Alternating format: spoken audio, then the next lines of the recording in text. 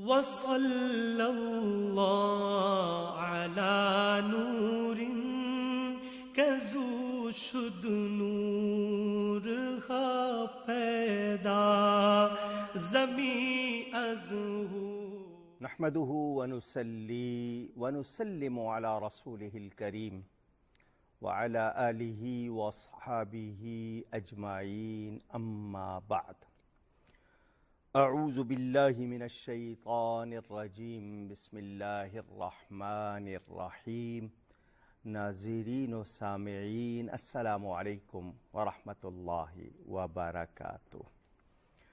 معجزے میرے پیارے نبی صلی اللہ علیہ وآلہ وسلم کے اب بیان سن رہے ہیں۔ آج ذکر ہوگا لباس مبارک کا۔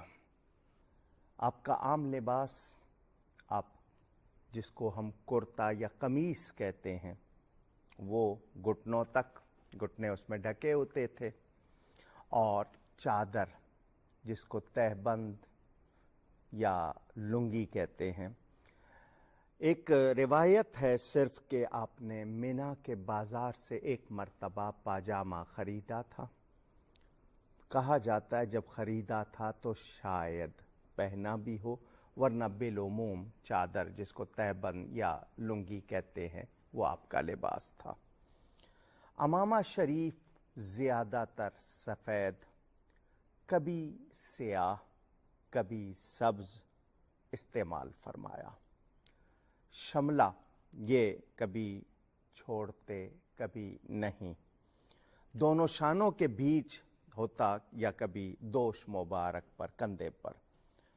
حضور صلی اللہ علیہ وآلہ وسلم کبھی کبھی وہ اس طرح بھی، جس کو آپ کہتے ہیں جو پگڑی شریف کا ایک، وہ گھما کر بھی پہن لیا کرتے تھے۔ حضور صلی اللہ علیہ وسلم نے فرمایا، ہم میں اور مشرکین میں یہ امتیاز ہے، فرق ہے، ڈفرنس، کہ ہمارے عمامے دستار پگڑی ٹوپیوں پر ہوتے ہیں اور وہ بغیر ٹوپیوں کے ہوتے ہیں۔ میں نے اکثر کے لیے یہ لفظ اکثر استعمال کیا کہ قمیص اور تہبند آپ کا لباس مبارک تھا۔ شامی عبا جس کو جبہ کہتے ہیں وہ بھی آپ نے پہنا۔ آستین اس قدر تنگ تھیں کہ وضو کے وقت وہ اوپر نہیں چڑھ سکتی تھیں تو انہیں اتارا کرتے تھے، یعنی اس میں سے آپ نکالا کرتے تھے۔ کسروانی جبہ بھی آپ نے پہنا ہے، جس کی جیب اور آستینوں پر ریشم کی سنجاف جس کو آپ بارڈر کہتے ہیں کناری بنی ہوئی تھی۔ یمن کی دھاری دھار چادر آپ کو بہت پسند تھی۔ اونی چادر بھی آپ نے استعمال فرمائی جس پر کجاوا کی شکل بنی ہوئی تھی۔ آپ نے مختلف رنگوں مثلاً سفید، سبز، زعفرانی وغیرہ رنگ کے کپڑے پہنے ہیں، مگر سب سے زیادہ پسندیدہ رنگ سفید تھا۔ احسن الثیاب اسے کہا گیا۔ سرخ رنگ کا حلہ وہ بھی آپ نے پہنا ہے، مگر پیور ریڈ نہیں، اس پہ دھاریاں تھیں۔ مرد کے لیے خالص زرد، یلو اور پیور ریڈ، حضور صلی اللہ علیہ وسلم نے فرمایا یہ مرد کے لیے پسندیدہ نہیں ہے، یہ عورت کو یہ دونوں رنگ زیادہ اچھے لگتے ہیں، یعنی ان کو پہننا مکروہ ہے، ناپسندیدہ۔ پورے سرخ رنگ کا لباس آپ کو پسند نہیں تھا۔ آپ کی نعلین شریف، نعل جوتی کو کہتے ہیں، ملا کر دونوں نعلین چونکہ ان کی ہیں تو شریف کہتے ہیں، مبارک کہتے ہیں۔ چپلی یعنی اس کا تلا سیدھا تھا، ہر ایک کے دو تسمے دوہری تہ والے، ایک تسمہ انگوٹھے اور اس کی متصل انگلی کے بیچ میں، اور دوسرا انگشت میانہ اور اس کے بیچ ہوا کرتا تھا۔ یہ وہی نعلین شریف ہے جس کے متعلق آج بھی سب بڑے بڑوں کا یہ کہنا ہے کہ یہ ہمارے سروں کا تاج ہے، اگر مل جائے تو ہم تاج والے ہو جائیں۔ حضور صلی اللہ علیہ وسلم کا ارشاد، امامہ باندھا کرو۔ اس سے کتنے فائدے ہیں، کیونکہ اسلام کی تعلیمات میں ہمارے لیے طبی یعنی میڈیکل پوائنٹ آف ویو سے بھی دیکھیں گے تو فائدے ہی فائدے ہیں۔ ایک شخص بارگاہ نبوی صلی اللہ علیہ وسلم میں حاضر ہوا، اس نے نہایت ہی عجیب قسم کا معمولی سا لباس پہنا تھا۔ فرمایا کیا تمہیں رب تعالیٰ نے مال نہیں دیا؟ اس نے کہا دیا۔ تو فرمایا جب اللہ نے نعمت دی ہے تو ستھرا لباس پہنو، یعنی گھٹیا قسم کا لباس نہ پہنا جائے، اللہ کی نعمت کے شکرانے کے طور پر، دکھاوے کے طور پر نہیں۔ ایک شخص کو آپ نے دیکھا، اس نے میلے سے کپڑے پہنے ہوئے، فرمایا دھو نہیں سکتے، یعنی ستھرائی ہونی چاہیے، بھلے جوڑ لگے ہیں مگر صفائی ستھرائی ہو۔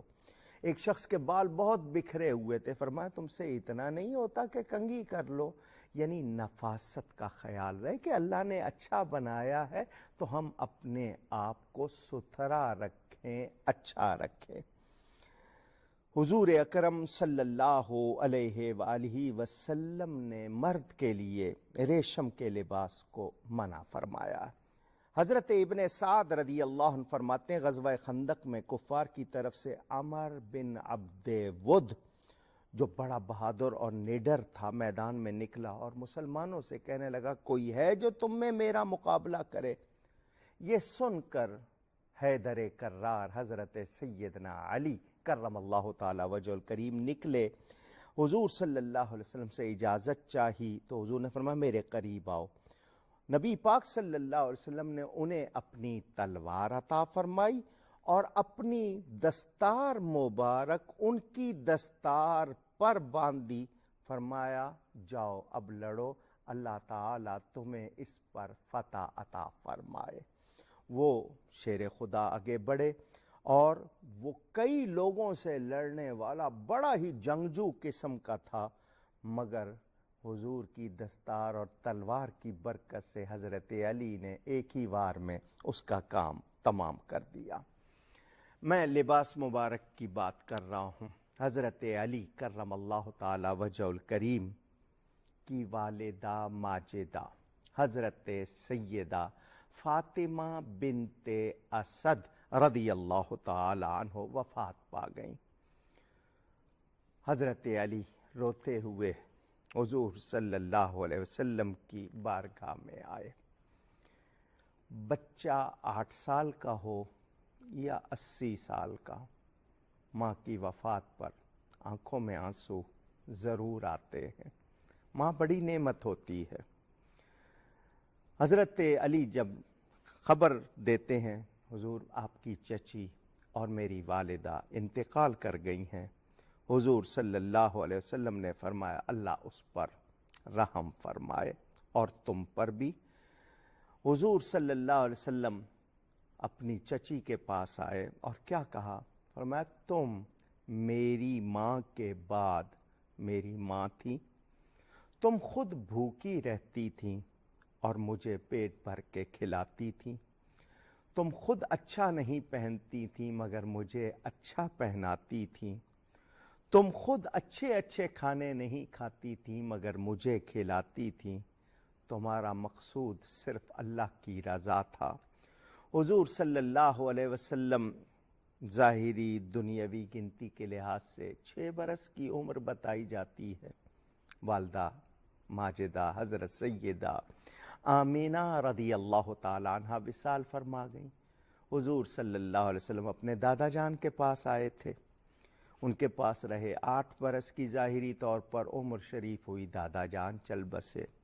پھر حضور صلی اللہ علیہ وسلم اپنی اسی چچی کے پاس رہتے تھے، خود فرما رہے تم میری ماں کے بعد میری ماں تھی۔ کتنی محبت ہوگی، کتنا پیار ہوگا۔ میرے آقا کریم صلی اللہ علیہ وسلم نے جو لباس پہنا ہوا تھا، قمیص مبارک، اپنے بدن سے اتار کر حضرت علی کو دیا کہ جب انہیں غسل دے لو تو پہلے میرا قمیص ان کو پہنانا۔ پھر ایک غلام کو بلایا، قبر کھودنے کا حکم دیا۔ نبی پاک صلی اللہ علیہ وسلم نے نماز جنازہ پڑھائی اور قبر پر تشریف لا کر فرمایا، اس میں حضور صلی اللہ علیہ وسلم لیٹ گئے قبر میں، اٹھ کر فرمایا اس کو اور لمبائی چوڑائی میں زیادہ کرو۔ پھر دوبارہ قبر شریف میں اترے۔ حلیت الاولیاء، کنز العمال، سبل الہدا، تمام کتابوں میں روایت موجود۔ دعا فرمائی، الحمدللہ الذی یحیی و یمیت وہو حی لا یموت، اور پھر کہا اغفر لأمی، یا اللہ میری ماں فاطمہ بنت اسد کو بخش دے، بحق نبی کا، اپنے نبی کے صدقے، والانبیاء الذین من قبلی، اور ان نبیوں کے صدقے جو مجھ سے پہلے ہوئے۔ نبی کریم صلی اللہ علیہ وسلم دعا فرماتے ہیں اور پھر چچی کو دفن کیا جاتا ہے۔ حضور صلی اللہ علیہ وسلم نے فرمایا میں نے اپنا قمیص اس لیے پہنایا کہ اللہ اس کو جنت کا حلہ پہنائے اور قبر میں لیٹنا اس کے لیے آسان فرما دے۔ حضور اکرم صلی اللہ علیہ وآلہ وسلم کی اس مہربانی کو دیکھ کر امیر المومنین حضرت سیدنا فاروق اعظم رضی اللہ تعالی عنہ عرض کرتے ہیں، میں نے آپ کو اس خاتون سے جو سلوک کرتے ہوئے دیکھا وہ کسی اور کے ساتھ کرتے ہوئے نہیں دیکھا۔ فرمایا اے عمر، یہ خاتون میری حقیقی ماں کی طرح تھی۔ ابو طالب ہمیشہ احسان پرورش جتاتے اور یہ اس کو کہتی کہ ایسا نہیں کہنا چاہیے، ہمیں ان کی برکت سے مل رہا ہے۔ نبی پاک صلی اللہ علیہ وسلم ان کی کس انداز میں تعریف فرماتے ہیں، اور پھر فرمایا بے شک مجھے جبریل امین علیہ السلام نے میرے رب تعالی کی طرف سے خبر دی ہے کہ یہ خاتون اہل جنت میں سے ہے، اور یہ بھی کہ اللہ تعالیٰ نے جب میں نے اس کی نماز جنازہ پڑھائی تو اللہ تعالیٰ نے 70,000 فرشتوں کو حکم دیا کہ وہ بھی اس کی نماز پڑھے۔ وہ خاتون جس نے خدمت کی، جب اس کا یہ مرتبہ، حقیقی ماں کا کتنا مرتبہ ہوگا، اس سے ہم اندازہ کر سکتے ہیں۔ حضرت مولانا روم رحمۃ اللہ علیہ نے اس کو نقل فرمایا، حدیث شریف کے ایک روز حضور صلی اللہ علیہ وسلم ایک جنازے کے ساتھ قبرستان تک تشریف لے گئے۔ جب واپس آئے تو ام المومنین حضرت سیدہ عائشہ صدیقہ رضی اللہ تعالی عنہ آپ کے کپڑوں کو ٹٹولنے لگی، ہاتھ لگا کے دیکھ رہی ہیں کہ گیلے کیوں نہیں ہیں۔ میں نے اتنی بارش دیکھی ہے اور آپ کے کپڑے نہیں بھیگے؟ تو نبی پاک صلی اللہ علیہ وسلم نے فرمایا اے عائشہ تم نے کیا اوڑھا ہوا ہے؟ انہوں نے عرض کی میں نے آپ کی چادر مبارک اوڑھی ہوئی ہے۔ تو فرمایا یہ جو بارش ہے یہ پانی والی بارش نہیں، تم جس بارش کو دیکھ رہی ہو یہ میری چادر کی برکت سے ہے، یہ انوار الہی کی بارش ہے، یہ تمہیں اس چادر کی برکت سے نظر آ گئی، وہ کوئی اور آسمان ہے جس کی یہ بارش ہے۔ حضور صلی اللہ علیہ وآلہ وسلم کے لباس مبارک کی برکات۔ آئیے ایک واقعہ اور سنا دوں۔ باب اللباس اگر کبھی حدیث شریف میں کھولیں تو اس میں داڑھی مبارک کا بھی ذکر آئے گا، مبارک جوتوں کا بھی ذکر آئے گا، لیکن حضور صلی اللہ علیہ وسلم موزے، ساکس، آج کل ہمارے ہاں کپڑے نائلون وغیرہ کے بنتے ہیں، چمڑے کے موزے، اس کو پہننے کا ایک فائدہ یہ ہے چمڑے کے موزے پہننے سے کہ اگر صبح آپ نے وضو کر کے پہن لیے تو اب اس دن آپ کو دوبارہ وضو میں پاؤں دھونے کی ضرورت نہیں پڑتی اگر وہ موزے آپ نے پہنے رکھے اور اتارے نہیں۔ تو نبی پاک صلی اللہ علیہ وسلم چمڑے کے موزے پہنا کرتے تھے۔ اب ایک مرتبہ تشریف لائے اور موزے اتار کر ایک جگہ رکھ دیے اور وضو فرمایا۔ وضو فرما کر آپ موزے لینے کے لیے بڑھے تو آسمان سے ایک عقاب بڑھتا ہوا وہ جو اڑ رہا تھا وہ ایک دم اس نے اپنے آپ کو نیچے کیا، آیا، اور اس سے قبل کہ حضور صلی اللہ علیہ وسلم موزہ پکڑتے اس نے وہ موزہ اپنے پنجے میں جھپٹ لیا، کچھ اوپر جا کے اس نے اس کو الٹایا، اس میں سے ایک سانپ نکلا، وہ گرا، لوگوں نے آگے بڑھ کر اس سانپ کو مار دیا۔ اس عقاب نے دوبارہ لا کر موزہ میرے نبی پاک صلی اللہ علیہ وسلم کے قدموں میں رکھ دیا۔ مولانا روم نے یہ واقعہ مثنوی شریف میں لکھا ہے، بیہقی میں بھی یہ روایت موجود ہے۔ حضور صلی اللہ علیہ وسلم اس عقاب سے بات کرتے ہیں کہ اڑتے ہوئے تو نے یہ موزے میں چھپا ہوا سانپ کیسے دیکھ لیا؟ تو وہ سانپ جو نظر آ گیا تجھے اور تو لے کے اڑا، تو نے دیکھا کیسے؟ تو اس نے جواب دیا، یا رسول اللہ صلی اللہ علیہ وسلم، یہ میرا کمال نہیں، یہ بھی آپ کا کمال ہے۔ وہ کیسے؟ کہ میں پرواز کرتا ہوا جا رہا تھا، آپ کے بدن اقدس سے، لباس سے نور انوار نکل کر آسمان کی طرف جا رہے ہیں، میرا ان انوار میں سے گزر ہوا تو مجھ پر ہر چیز روشن ہو گئی، مجھے سب کچھ نظر آنے لگا، اسی کی برکت سے میں نے یہ دیکھ لیا، تو یہ میرا کمال نہیں ہے، یہ آپ ہی کا کمال ہے۔ اس عقاب نے بھی ایک سوال کر دیا، حضور میں تو آپ کے انوار کی برکت سے سب کچھ دیکھ رہا ہوں، آپ قریب تھے، آپ نے کیوں نہیں دیکھ لیا؟ اچھا کیا پوچھ لیا، ورنہ سوچنے والوں کے لیے پتہ نہیں کون سی منفی خیالات ان پر حاوی ہو جاتے۔ اس عقاب نے پوچھ لیا، حضور آپ تو قریب تھے۔ فرمایا میں اس وقت اللہ کی یاد میں ایسا گم تھا، میری اس طرف توجہ نہیں تھی۔ توجہ کا نہ ہونا علم نہ ہونے کی دلیل نہیں ہے۔ فرمایا میں اللہ کی یاد میں، اس کے جلووں میں گم تھا، ادھر میری توجہ نہیں تھی۔ میں نے یہ واقعہ بھی اس لیے آپ کو سنایا۔ قرآن کریم سے ملبوسات کا ایک تو ذکر آپ نے سن لیا، حضرت یوسف علیہ السلام کی قمیص کا بیان سورہ یوسف میں ہے، ایک میں آپ کو اور قرآن سے ثبوت دیتا ہوں۔ سورہ البقرہ میں یہ آیت موجود ہے، اگر مجھے صحیح یاد ہے تو غالباً 248 نمبر۔ وَقَالَ لَهُمْ نَبِيُّهُمْ إِنَّ آیَةَ مُلْكِهِ أَنْ يَأْتِيَكُمُ التَّابُوتُ فِيهِ سَکِینَةٌ، تابوت سکینہ، یہ لفظ آپ کو قرآن میں ملیں گے۔ بنی اسرائیل، اسرائیل یعقوب علیہ السلام کا نام ہے، عبرانی زبان میں ان کی اولاد کو بنی اسرائیل کہتے ہیں۔ بنی اسرائیل کے ایک نبی جن کا نام اشموئیل بتایا جاتا ہے،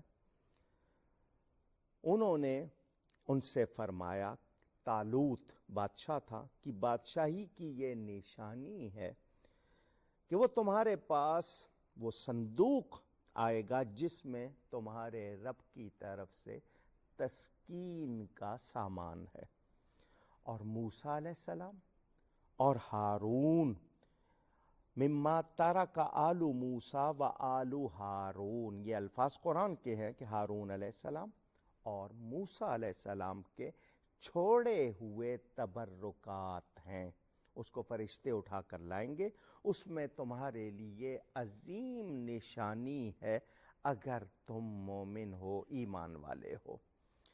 بتایا جاتا ہے تفسیروں میں شمشاد کی جو لکڑی ہوتی ہے اس کا یہ صندوق تھا، 3 ہاتھ لمبا، ہاتھ سے مراد یہ کونی سے لے کر انگلیوں کے کنارے تک تقریباً 1.25 فٹ بنتا ہوگا غالباً، 3 ہاتھ لمبا اور 2 ہاتھ چوڑا یہ صندوق تھا۔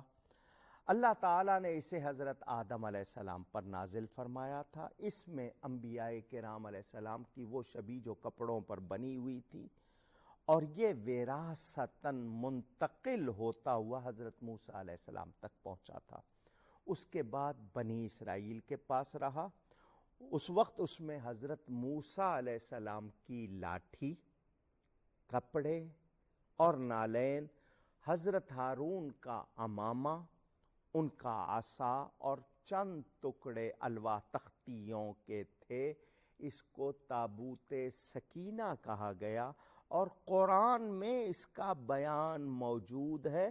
بنی اسرائیل اس صندوق کو، جس میں یہ تبرکات تھے، نبیوں کی مبارک جوتیاں، کپڑے، ان کی لاٹھی، جب لڑائی کا یا کوئی سخت موقع آتا اس کو ادب سے آگے رکھ کر اس کی برکت سے دعا کرتے، اور جب کوئی حاجت پیش آتی تو دعا کرتے، ان کی دعائیں قبول ہو جاتی تھی۔ اللہ اسی واقعے کو یاد کروا رہا ہے۔ جب حضرت موسیٰ علیہ السلام کی لاٹھی، ان کی عصا، ان کی دستار میں اتنی برکت قرآن سے ثابت، حضرت یوسف علیہ السلام کی قمیص میں کتنی برکت، تو وہ کپڑے جو میرے پیارے نبی پاک صلی اللہ علیہ وسلم سے لگے، خود فرماتے ہیں میرے جبے کی ہوا میں شفا ہے۔ اور ام المومنین حضرت ام سلمہ یا کسی اور کی روایت کہ ان کے پاس نبی پاک صلی اللہ علیہ وسلم کا جبہ تھا، اس کا کنارہ پانی میں بھگو کے وہ پانی مریض کو پلایا جاتا، اسے شفا ہو جاتی تھی۔ لباس مبارک کی برکات بیان ہے میرے نبی پاک صلی اللہ علیہ وسلم کے معجزات کا۔ گفتگو میں کہیں کوئی غلطی ہوئی ہو، اللہ کی بارگاہ میں توبہ کرتا ہوں۔ آئندہ نشست میں ملاقات ہوگی۔ والسلام علیکم ورحمۃ اللہ وبرکاتہ۔